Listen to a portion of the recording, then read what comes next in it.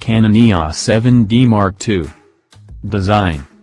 Canon has been making cameras for an age, so it's a company with a breadth of experience. Its first DSLR arrived in the year 2000, preceded by 41 years of film SLR production, no less, and since then it's been tweaking the formula. By the 2009 launch of the EOS 7D, it had already created a DSLR camera that was hard to find any major fault with.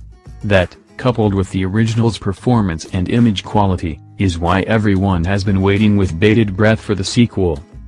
The EOS 7D builds from that solid foundation, but doesn't try to reinvent the wheel. The controls fall well to the hand.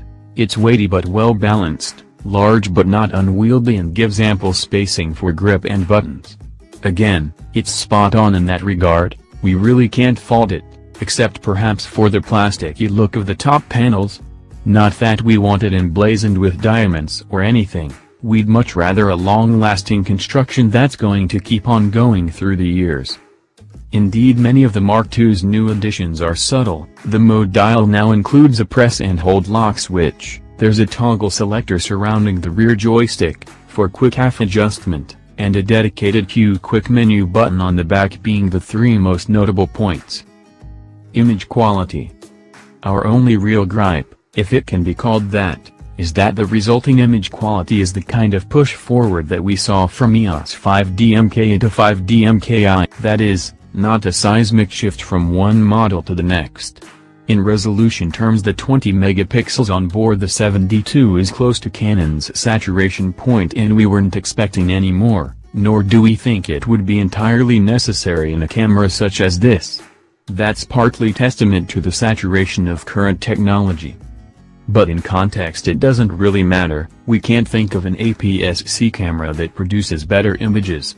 And that's what's really important. Paired with the 24 to 70mm f/2.8 liters 2USM lens, we've had glorious sharpness, limited distortion, and no nasty color aberrations to speak of, even right through to the edges of the frame. As the 7D utilizes an APS-C sensor, there are a huge range of Canon FS lenses available, all of which will provide ample coverage for a sensor such as this. The size of the sensor does introduce a 1.6x crop factor, though, meaning that 24 to 70mm lens is closer to a 38 to 112mm equivalent, useful for a longer reach, but not so good for wide angle. And is part of the reason corner sharpness was great in our experience. This particular L lens covers a full-frame image circle. The shots coming out of the camera from ISO 100 were super crisp and typically well exposed, although this new 150,000 pixel metering sensor can be fairly unforgiving if you leave metering set to the default evaluative option, something we're all too guilty of.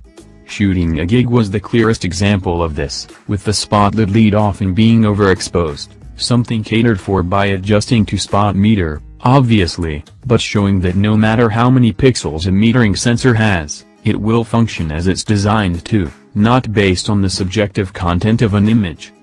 Colors are rich and sumptuous throughout much of the ISO range, including into the upper four-figure echelons on the range, which is impressive, given how much color can otherwise diminish for the sake of imposing images, noise and image processing. Even ISO 3200 shots maintained rich reds and blues.